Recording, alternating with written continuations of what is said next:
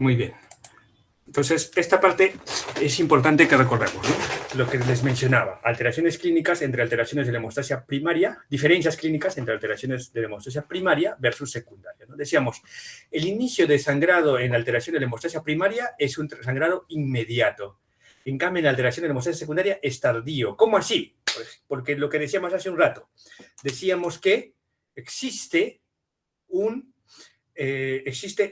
el tiempo de sangría se prolonga en el trastorno de la hemostasia primaria, ¿verdad? Recuerdan, eso decíamos, el tiempo de sangría. Entonces, cuando alguien se hace una lesión, un corte, una herida, esa herida sangrará y no parará de sangrar hasta un tiempo más prolongado del habitual en un trastorno de la hemostasia primaria, un déficit de plaquetas, por ejemplo. Pero si es un trastorno de la hemostasia secundaria, que no tiene nada que ver con un trastorno de hemostasia primaria, clínicamente al menos, entonces ese trombo plaquetario, porque las plaquetas están bien, el factor de von Willebrand está bien, el vaso sanguíneo está bien, entonces se formará de forma habitual, sin ningún problema. Por lo tanto, yo puedo tener un paciente con hemofilia, un paciente con deficiencia del factor 11, se cortará el paciente, pero el trombo plaquetario inicial se formará normalmente. Por lo tanto, el tiempo de sangría estará normal en este paciente con hemofilia, porque el trombo plaquetario se formará normalmente. Sellará el sangrado, dejará de sangrar inicialmente. El odontólogo revisará al paciente, hará toda su curación, todo muy bien, generará una hemostasia adecuada, feliz, perfecto, y mandarán a su casa al paciente. El paciente con su heridita ahí que paró de sangrar, lo tapará y se irá a su casa feliz. Pero decíamos que ese trombo plaquetario inicial no es lo suficientemente fuerte. Así que se terminará desprendiendo en horas o días. Y el paciente, de lo que ya no sangraba, volverá a sangrar por la herida después de un rato. Y el paciente volverá al odontólogo con la boca llena de coágulos, porque hay un trastorno de la hemostasia secundaria que evita la estabilización del trombo plaquetario inicial y se desprende el trombo plaquetario primario y vuelve a sangrar. ¿Se dan cuenta lo importante que es entender la fisiología para poder tener una correlación clínica? Es importantísimo. Si no entienden la parte fisiológica, no pueden entender esta parte. Entonces, por eso es que el trastorno de la hemostasia secundaria sangra después en horas o días. El trastorno de la hemostasia primaria es superficial usualmente, como decíamos, sangrado mucocutáneo, piel en mucosas, por eso hay petequias. Y en la hemostasia secundaria es profundo, por eso tenemos hematomas. ¿Ya? Hematomas. Puede haber equimosis en ambos lados, petequias en la primaria, hematomas en la secundaria. Bueno, eso es cuando son congénitos, autosómica dominante, autosómica recesiva en las alteraciones secundarias, y la respuesta al tratamiento obviamente es de acuerdo a cada alteración que tengamos. Entonces recuerden, el tiempo de sangría no tiene por qué alterarse si es que existe un trastorno exclusivo de la hemostasia secundaria. Y al contrario, las pruebas que evalúan la hemostasia secundaria no tienen por qué alterarse si existe un trastorno exclusivo de la hemostasia secundaria. Es decir, un paciente con 1000 plaquetas, ustedes recuerdan que lo normal de plaquetas es entre 150.000 a 450.000 plaquetas. Si el paciente tiene 1000 plaquetas, una trombocitopenia totalmente severa, el tiempo de protrombina no tiene por qué alterarse. El tiempo de tromboplastina no tiene por qué alterarse, porque esto está evaluando sobre solo una porción de la hemostasia secundaria y no toda la hemostasia en su conjunto. El hecho de tener tiempo de protrombina y tiempo de tromboplastina normales, entonces, no significan que el paciente no pueda desangrarse. Por eso es necesario entender qué significa cada una de estas pruebas. Y por eso hemos hecho toda esa explicación anterior. ¿Ya? Entonces, las alteraciones puras de la hemostasia primaria no tienen por qué alterar las pruebas de la hemostasia secundaria. Y las alteraciones puras de la hemostasia secundaria no tienen por qué alterar las pruebas de la hemostasia primaria. El tiempo de sangría, el PFA 100, hemostasia primaria, tiempo de protrombina, tiempo de tromboplastina, tiempo de protrombina, tiempo de trombina en la hemostasia secundaria. Muy bien. Sigamos entonces. Entonces, lo que les estaba explicando, ¿no? Algunas pruebas de coagulación que debemos recordar, como el recuento de plaquetas, que es importantísimo, porque uno de los trastornos de hemostasia primaria más frecuentes de forma adquirida es la trombocitopenia, en el cual el rango de plaquetas normales es entre 150.000 a 450.000. Si tenemos menos de 150.000, hablaremos de trombocitopenia. Pero para que exista un trastorno de la hemostasia primaria clínicamente demostrable, las plaquetas tienen que estar usualmente menos de 30.000. Por eso se habla de trombocitopenia severa cuando existen menos de 30.000 plaquetas. Con 100.000 plaquetas, el paciente no tiene nada, ni se nota, ni siquiera va a haber una manifestación. Quizá una equimosis pequeñita que se forme por ahí. Y para que aparezcan petequias, las plaquetas tienen que estar menos de 30.000. Antes no aparecen petequias. Equimosis pueden aparecer por debajo de 80.000, pero petequias no. No. Recuento de plaquetas. El tiempo de hemorragia o tiempo de sangría, que es lo mismo, trombocitopenia, trombopatías, enfermedad de von Willebrand, ¿ya? Recuerden, en cualquier proceso de hemostasia primaria existe tiempo de sangría prolongado. El PCA100, que es, por decirlo así, un tiempo de sangría estandarizado, que nos ayuda a evaluar el proceso de formación del coágulo primario frente a algunos estímulos. ¿Por qué es importante? Porque el tiempo de hemorragia en realidad es muy operador dependiente. Así que si ustedes lo mandan, el tiempo de sangría, a cualquier paciente, el paciente puede tener 1.000 plaquetas, ustedes lo mandan al laboratorio, a la mayoría de los laboratorios en realidad, y el laboratorio les va a decir, tiempo de sangría normal, de 3 minutos. Pero el paciente, tú le haces el tiempo de sangría tú mismo y le sale 15, 20 minutos. ¿Qué es lo que ha pasado? Lo que ha pasado es que el tecnólogo le da mucha flojera, la mayoría de las veces, quedarse viendo la oreja del paciente por más de 1 minuto. Así que como le da flojera, tienden a falsear el resultado. Hay mucha tendencia a faltar el resultado. Por eso es que es una prueba muy operador dependiente y muy pocas veces lo hacen bien. Ese es el principal problema del tiempo de sangría, que muy pocas veces lo hacen bien. El PCA100, en cambio, que no se tiene que esperar tanto, ya es una prueba más fácil, más sencilla de realizar. Muy bien. Luego tenemos el tiempo de tromboplastina parcial, que ustedes recuerdan, evalúa la vía intrínseca, y por lo tanto, al evaluar la vía intrínseca, evaluará los factores 12, 11, 9 y 10. ¿Ya? 12, 11, 9 y 10. Y el tiempo de protrombina, que evalúa la vía extrínseca, evaluará los factores 7 y 3. El tiempo de trombina, que evaluará la forma global a toda la vía cascada de coagulación, evaluará principalmente el fibrinógeno. El fibrinógeno, obviamente, evalúa el fibrinógeno y nos ayuda mucho a reconocer pacientes con coagulación intravascular diseminada. El factor 8, antihemofílico A, el factor 9, antihemofílico B, y los productos de degradación del fibrinógeno, como el dímero D, nos ayudarán a detectar un proceso de hiperfibrinolisis. En realidad, en casi cualquier proceso se van a prolongar, así que nos van a ayudar básicamente como factor predictivo negativo en la detección de procesos trombóticos. Muy bien. Entonces vamos a hablar de algunos trastornos específicos de la hemostasia primaria y recuerden que les decíamos que era plaquetas, factor de von Willebrand y vaso sanguíneo. Vamos a centrarnos en plaquetas y factor de von Willebrand. En las plaquetas la principal alteración adquirida es la trombocitopenia, pero esa trombocitopenia, como la mayoría de las veces es inmune, o algunas otras veces ocasionada por otras cosas, pero inmune la mayoría de las veces cuando es adquirida y severa, entonces esa la van a ver en su seminario, la trombocitopenia, porque es una cápite aparte.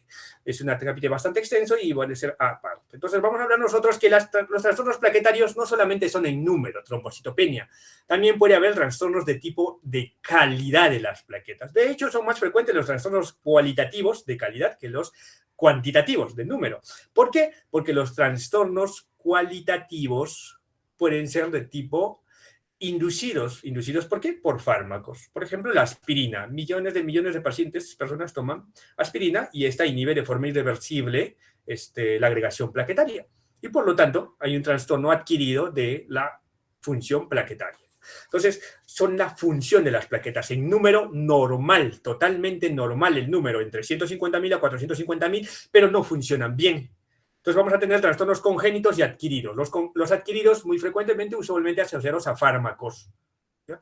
Y los congénitos vamos a tener por deficiencia de glicoproteínas plaquetarias. Si tenemos la deficiencia de glicoproteína 2B3A ligada a la agregación plaquetaria, tendremos la trombastenia de Glassman. Si tenemos la deficiencia de la glicoproteína 1B9 ligada a la adhesión plaquetaria, tendremos el síndrome de Bernard-Soulier. ¿Ya? Trastornos cualitativos de las plaquetas. ¿Esos serán los únicos? No, existen muchísimos más. Por ejemplo, el Hediad-Higashi, por ejemplo, el síndrome de plaquetas grises, por ejemplo, la ausencia de gránulos densos, la ausencia de gránulos alfa, etcétera, etcétera. Vamos a tener problemas. El Wiskott-Aldrich mismo puede generar alteraciones cualitativas y cuantitativas de las plaquetas. Entonces, hay un montón de trastornos plaquetarios ligados a las glicoproteínas plaquetarias. ¿Ya? Entonces, estos trastornos los detectaremos todos porque tanto el tiempo de sangría como el PFA100 estarán prolongados. Y tendremos nosotros petequias y equimosis, algunas veces equimosis, principalmente petequias en nuestro paciente, con sangrado mucocutáneo. ¿Y cuándo lo sospecharemos?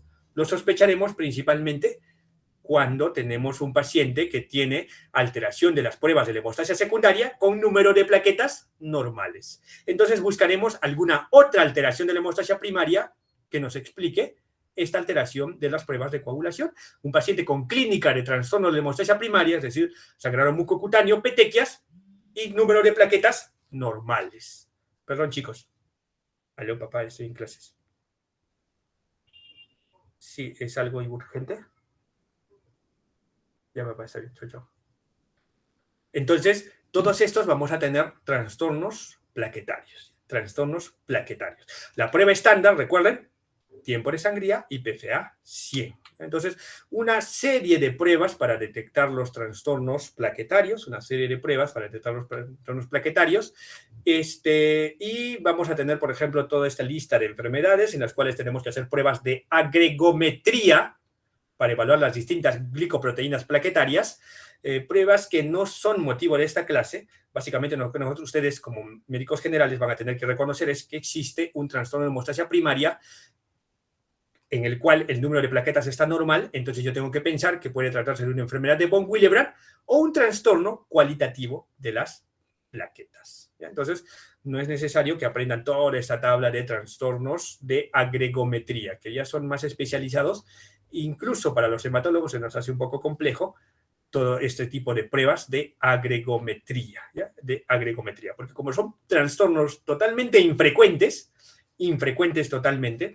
Yo en mis 8 años como hematólogo he visto solamente un par de pacientes con trombastemia de Glassman, un paciente con enfermedad de Bernard-Soulier, un paciente con Hediad-Higashi y un paciente con Wiskott-Aldrich. Entonces, son enfermedades muy, muy raras. Así que no son pruebas que son familiares incluso para los propios hematólogos, ¿no? Entonces, lo que nosotros tenemos que recordar es que las pensaremos cuando tenemos un trastorno de la hemostasia primaria demostrado clínica y laboratorialmente, en el cual el número de plaquetas está normal y no hay trastorno de enfermedad de von Willebrand. Múltiples fármacos que pueden generar alteración plaquetaria por interacción con las distintas glicoproteínas plaquetarias o inhibiendo la agregación plaquetaria de distintas maneras. Entonces, después, otro trastorno de la hemostasia primaria que vamos a recordar también es la enfermedad de von Willebrand. La enfermedad de von Willebrand es un trastorno del factor de von Willebrand. Es un trastorno del factor de von Willebrand. Es decir, el factor de von Willebrand puede estar muy disminuido o, al contrario, igual que en las plaquetas, puede estar normal, pero no funciona de forma normal. Tiene una alteración estructural, que sería una alteración cualitativa. Entonces puede haber una alteración cuantitativa, porque se ha consumido, está disminuido de forma congénita o adquirida, o puede ser una alteración estructural por la que no funciona, estando en cantidad normal, no funciona de la forma normal. Entonces, de acuerdo a eso, vamos a tener el síndrome de von Willebrand. El síndrome de von Willebrand es cuando existe, o enfermedad de von Willebrand adquirida, es cuando existe deficiencia cuantitativa del factor de von Willebrand, pero de forma adquirida. Y lo vamos a ver principalmente en síndromes mieloproliferativos crónicos, como en la trombocitosis esencial, en la cual teniendo millones de plaquetas, más de una trombocitosis extrema, estas plaquetas consumen todo el factor de von Willebrand y hay más bien tendencia a la hemorragia. Y ahí nosotros le llamamos síndrome de von Willebrand o enfermedad de von Willebrand adquirido, ¿ya? No es habitual, pero lo que ustedes tienen que recordar es que existe la enfermedad de von Willebrand en la cual está disminuido este factor de von Willebrand y que usualmente es una enfermedad de tipo congénita. ¿Ya? El factor de von Willebrand es una glicoproteína cuya masa molecular varía entre 800.000 a 20 millones de Daltons y se forma usualmente en monómeros que van a ir formándose y agregándose en multímeros. Van a ir agregándose en multímeros. Mientras más grande sea el multímero del factor de von Willebrand, tendrá mayor actividad, porque cuando está en forma de monómeros, en realidad no tiene actividad protrombótica, sino no hace nada, circula tranquilo en el plasma. Y cuando se agrega uno sobre otro y forma cadenas largas, multímeros de alto peso molecular, usualmente por encima de 10.000 kilodaltons, entonces ya empieza a tener actividad protrombótica y de activación plaquetaria. Por lo tanto, en situaciones de normalidad, donde el flujo sanguíneo no está interrumpido, donde no hay una lesión, el factor de von Willebrand estará almacenado en las células endoteliales, en las plaquetas, y el circulante tendrá que ir en forma de multímeros de bajo peso molecular, monómeros principalmente, cadenas únicas de factor de von Willebrand que son inactivas, factor de von Willebrand, monómeros. De esa manera tendrá que circular, porque cuando no hay lesión yo no necesito que se active la coagulación, yo no necesito que se forme trombo. Entonces, para mantener, como el factor de von Willebrand, los monómeros tienden a agregarse unos contra otros, es decir, tienen esa tendencia de querer agregarse, existe una proteína muy importante que se llama el ADAMS13, que en este gráfico está representado con esa tijerita. El ADAMS13 es una enzima proteolítica que va cortando a los monómeros de factor de von Willebrand que se van uniendo y mantiene al factor de von Willebrand en forma de monómeros en la circulación normal. De esta manera no se forma activación plaquetaria y no se forma agregación y adhesión plaquetaria mediada por factor de von Willebrand. Entonces, si existiera una deficiencia del factor del ADAMS13, entonces el paciente podría generar estados de hiperformación de multímeros de factor de von Willebrand de alto peso molecular y se activaría la coagulación con el vaso sanguíneo íntegro. ¿Y existe esta alteración de la deficiencia de ADAMS13? Sí. Y se manifiesta con trombocitopenia y anemia hemolítica microangiopática. Y es conocida, y ustedes la van a ver en alguna de sus clases cuando vean anemias hemolíticas, como púrpura trombótica trombocitopénica. Y en realidad la fisiopatología es eso, deficiencia del ADAMS13, que hace que el factor de von Willebrand se active y forma trombos, microangiopatía trombótica, y por otro lado, consumo de plaquetas, trombocitopenia severa y sangrado en vasos grandes, ¿no? Entonces, la púrpura trombótica trombocitopénica. El factor de von Willebrand, entonces, como yo les decía, mientras más grande sea el multímero que se va formando, más activo fisiológicamente es. Y cuando es pequeñito, no hace nada, no funciona. Entonces, de acuerdo a la cantidad de factor de von Willebrand que ustedes tengan, van a tener una enfermedad de von Willebrand de tipo 1 o de tipo 3. De tipo 1 es cuando hay una deficiencia leve del factor de von Willebrand y usualmente el paciente pasa asintomático hasta que no lo operen de algo. Es un paciente que por lo demás no tiene mayor problema y hay un montón de gente con enfermedad de von Willebrand de tipo 1, pero que incluso algunos lo llaman variante normal.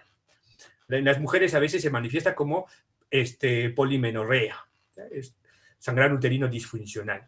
Y luego tenemos el factor de von Willebrand, deficiencia total, severa.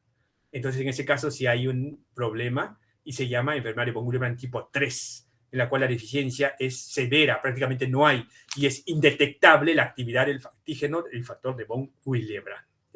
Y luego tenemos el tipo 2, que yo les decía que también había trastornos cualitativos, ¿no? Entonces, en el tipo 2A tenemos un factor de von Willebrand que no funciona. ¿Por qué? Porque no se forman multímeros. Solamente se forman en forma de monómeros y por lo tanto no funciona. Tengo en cantidad normal de factor de von Willebrand, pero no tengo la suficiente. En el tipo 2B más bien hay muchos multímeros y se genera trombocitopenia secundaria a la activación de estos multímeros en las plaquetas, ¿no? Y va a funcionar como una microangiopatía trombótica crónica, y el sangrado es básicamente por trombocitopenia. En el tipo 2M, lo que existe es una falla de unión del factor de von Willebrand con la plaqueta o con el colágeno. Y por lo tanto, no habrá una adecuada adhesión plaquetaria, ¿no? Eso le llaman pseudo trombastenia de Glassman, pseudo Bernard-Soulier. ¿Ya? Entonces, porque no hay una unión adecuada del colágeno con el factor de von Willebrand. Entonces, estas cositas hay que distinguirlas en realidad siempre.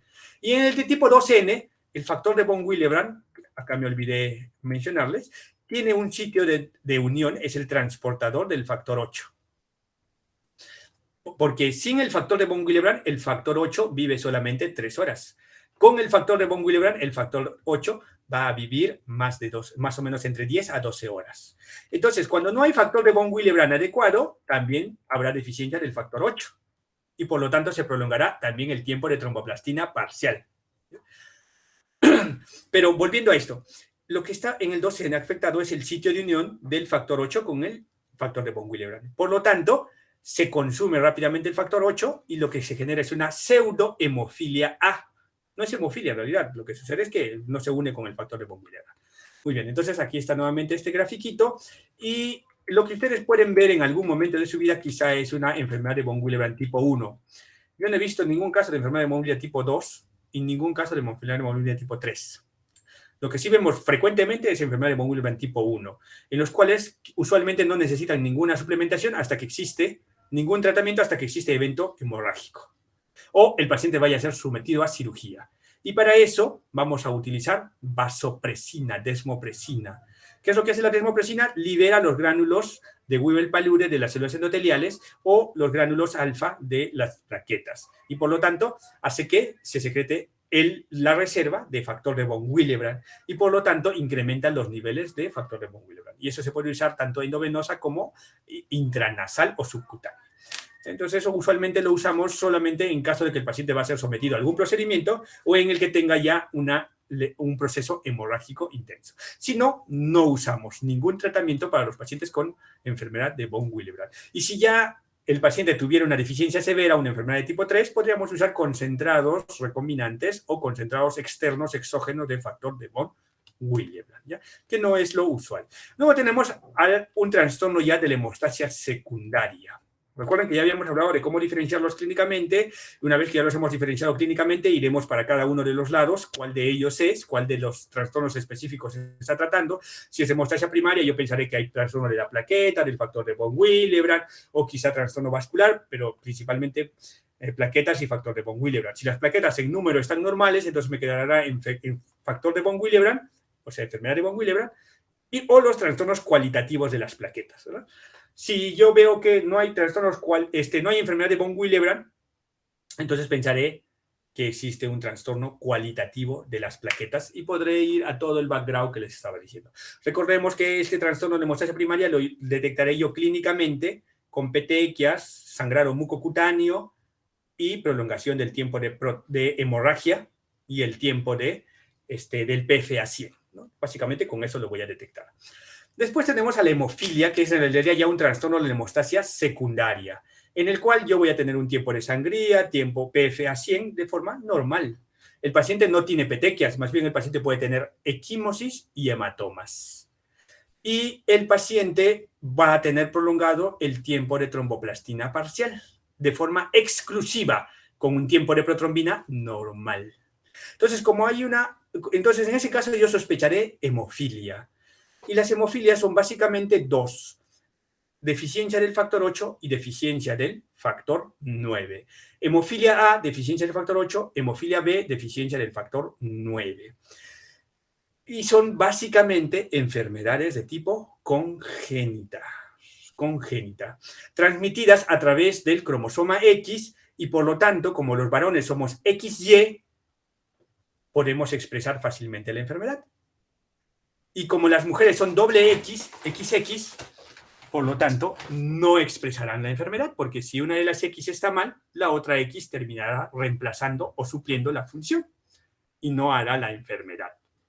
Entonces tendremos que las mujeres serán portadoras de la enfermedad y los varones expresaremos la enfermedad. Así que buscaremos y pensaremos hemofilia como enfermedad básicamente en pacientes varones. Entonces son deficiencias congénitas de un solo factor marcadas por el grado de los tejidos anatómicos, siguen a la enfermedad de von Willebrand en cuanto a prevalencia de trastornos hemorrágicos congénitos, ¿no? Es un trastorno hemorrágico congénito vinculado al factor o al cromosoma 10. Por eso es el factor 9 y factor 8. Existe una hemofilia C, entre comillas, que es deficiencia del factor 11, que en realidad no debería ser considerada una hemofilia porque no está ligada al cromosoma 10, ¿verdad? Por lo tanto, al cromosoma X. Entonces no debería ser considerada una hemofilia. No me gusta llamarla hemofilia C, hemofilia A y hemofilia B solamente, ¿ya? Entonces, principalmente tiene que ser sexo masculino. ¿En sexo femenino podría darse en algunas situaciones? Sí, podría darse en algunas situaciones, ¿ya? Antes de entrar a la hemofilia congénita, tenemos una entidad que se llama hemofilia adquirida, en la cual la deficiencia del factor 8 y factor 9 son de tipo adquirida. Es decir, el paciente no tiene ninguna alteración congénita, ha nacido normal, pero por algún problema consume factor 8 o factor 9 de forma aislada. Esto se puede dar por la presencia de anticuerpos contra el factor 8 o anticuerpos contra el factor 9. Y estos anticuerpos se pueden producir inducidos por problemas autoinmunes o por problemas neoplásicos o por alguna toxicidad. Y cuando sucede, nosotros vamos a pensar en una hemofilia adquirida, ya que es un trastorno extremadamente raro. Nosotros hemos visto en unas 4 o 5 ocasiones este problema. Si existe, si debemos sospechar que existe, si debemos tener conocimiento que está ahí, pero no es algo que habitualmente lo vamos a ver. Cuando sospecharé en un paciente que tiene TTPA prolongado de forma exclusiva, sin uso de heparina, y que no tenía ningún problema como antecedente, con TTPA prolongado de forma exclusiva, con TP normal.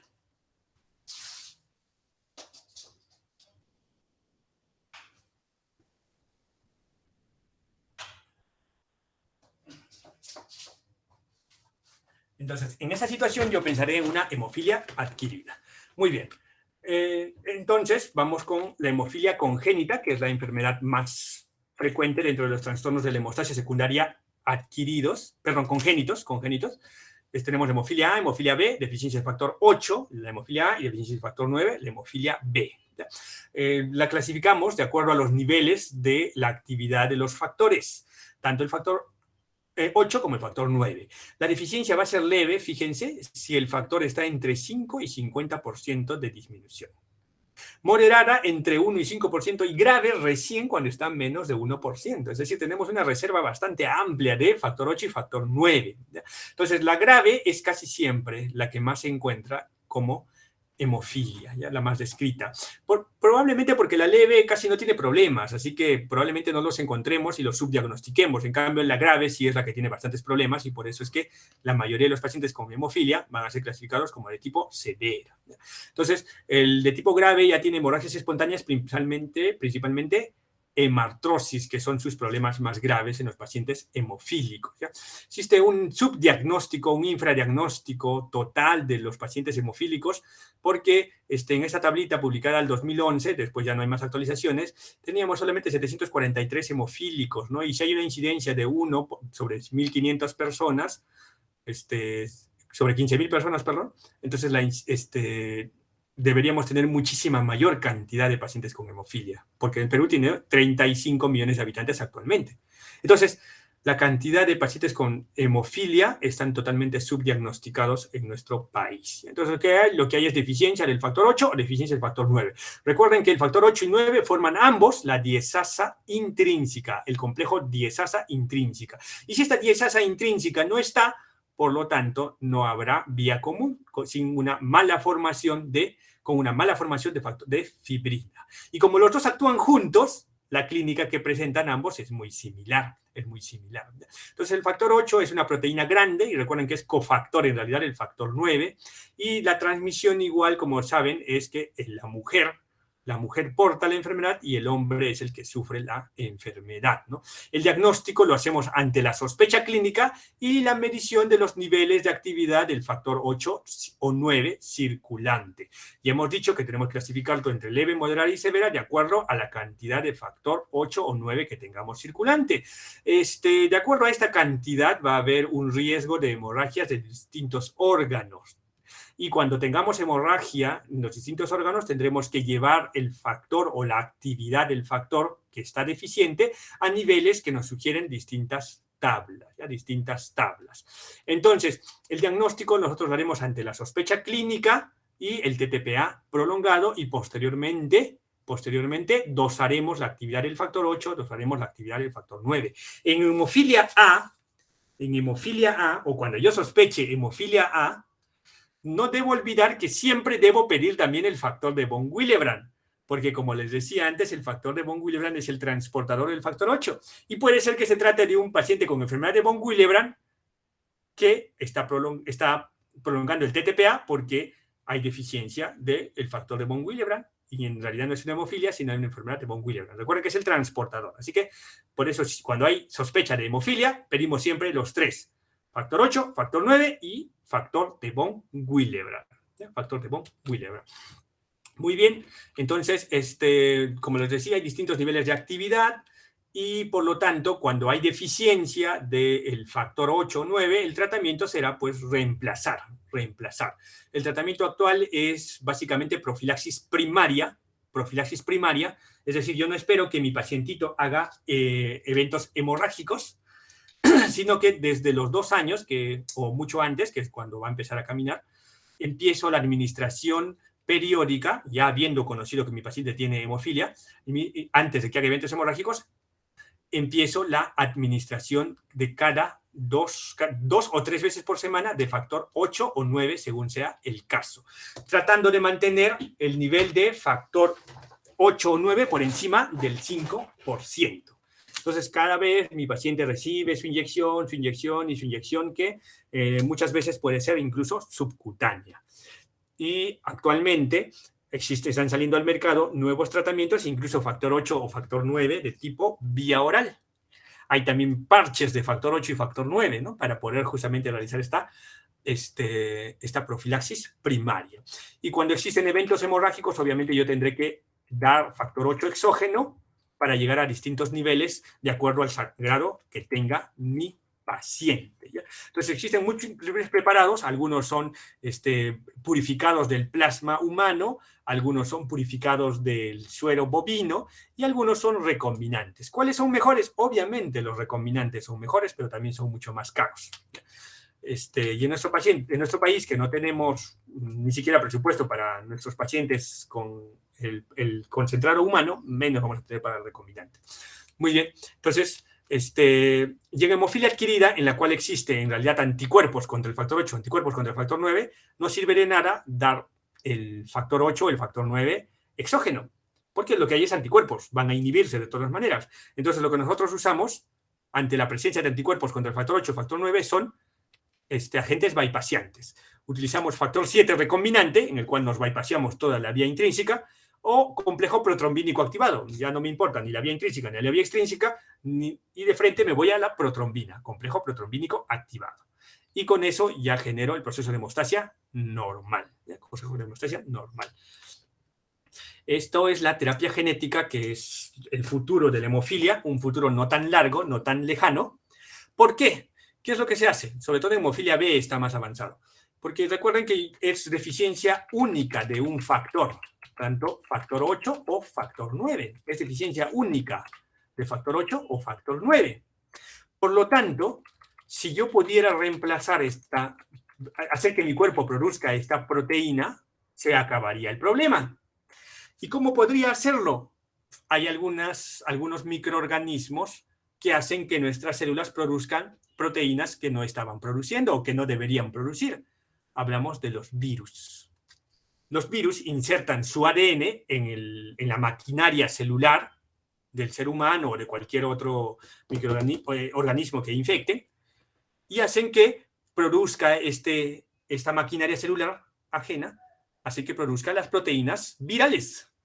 Entonces, ¿qué es lo que han hecho? Agarran un vector, que puede ser usualmente un adenovirus, y esto lo trasladan hacia el hígado. Generan una hepatitis, sin manifestaciones hepáticas, obviamente, y el virus, en este virus lo han modificado y le han puesto el gen del factor 8 o del factor 9. El factor 9 es más fácil porque es más pequeñito.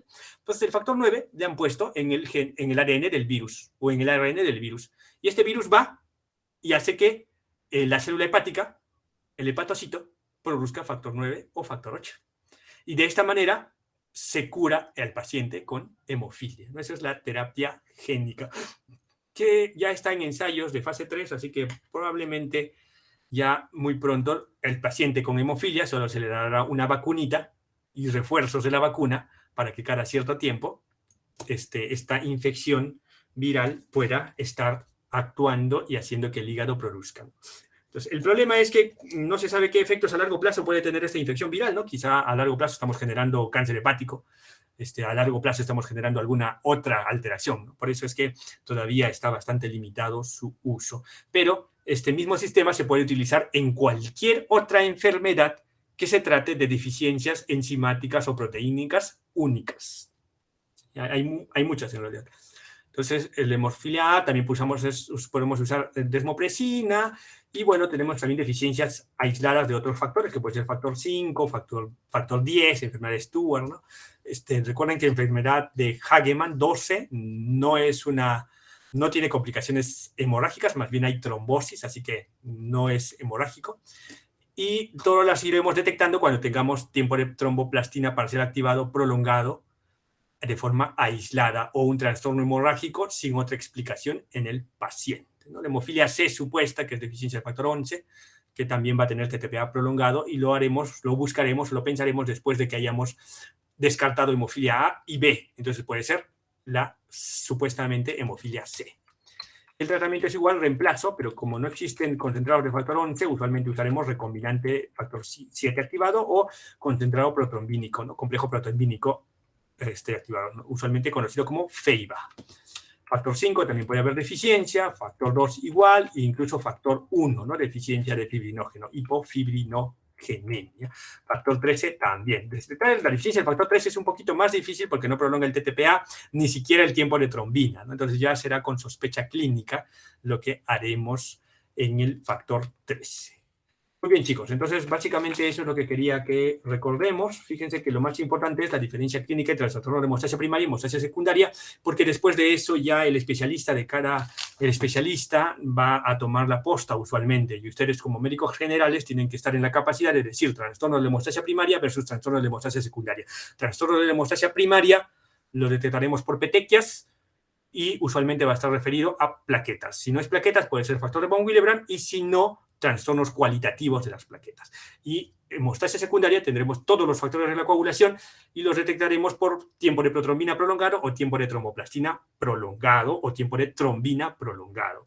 Y de acuerdo a cada uno de los tiempos, veremos que puede ser vía extrínseca, vía intrínseca o vía común. Si es de la vía extrínseca, principalmente factor 7 y factor 3, y si es de la vía intrínseca solamente, vamos a hacer 12, 11, 9 y 8. Y la vía común, que tenemos el 2, el 10 y el 1. Entonces, de acuerdo a eso, vamos a ir viendo nosotros qué tipo de trastorno tiene nuestro paciente. Muy bien, chicos, entonces he hablado bastante. No sé si tienen preguntas. Doctor, buenos días. No me quedó muy claro lo que mide exactamente el INR. El INR, chicos, es lo mismo que el tiempo de protrombina. Entonces, ¿qué evalúa? La vía extrínseca, doctor. La vía extrínseca. El INR es el tiempo de protrombina expresado en valores estandarizados. ¿Qué es lo que sucede? Que el tiempo de protrombina es muy variable. Es decir, para algunos laboratorios el valor normal del tiempo de protrombina será de 8 a 10 segundos, para algunos laboratorios. Para otros laboratorios, en cambio, el tiempo de protrombina será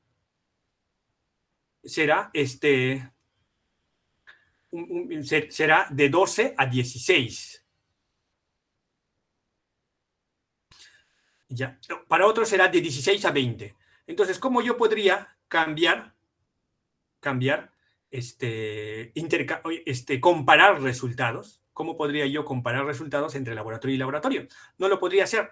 Por eso es que existe el INR, para poder comparar los resultados y estandarizar la anticoagulación de los pacientes, ¿ya? Para estandarizar la coagulación. Entonces, el INR es el tiempo de protrombina expresado en otros números. Es lo mismo que el tiempo de protrombina, no es algo diferente. ¿Alguna otra pregunta, chicos? Ya estoy depositando.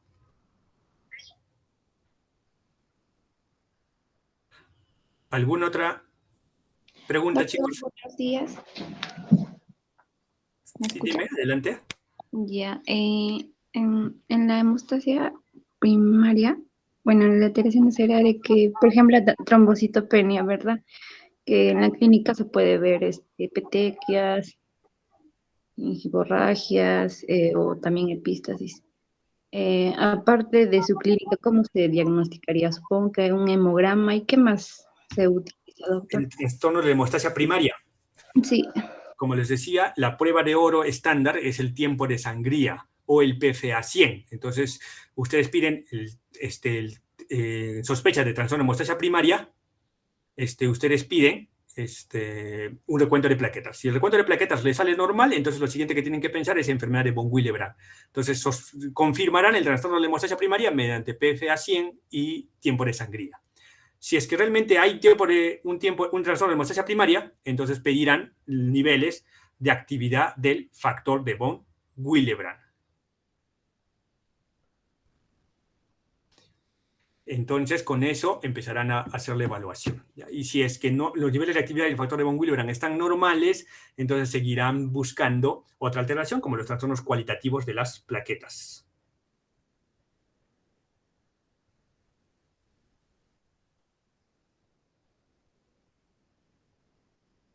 ¿Alguna otra pregunta, chicos?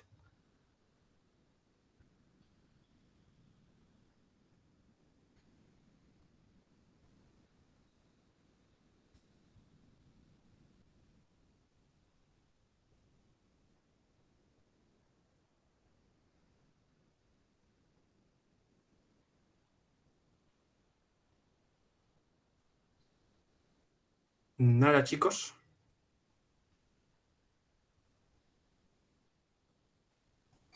Bien, entonces, si ya no tenemos más preguntas, vamos a acabar esta clase. Vamos a reunirnos ya en otra oportunidad para, no recuerdo qué tema tenemos, pero tenemos otro tema más.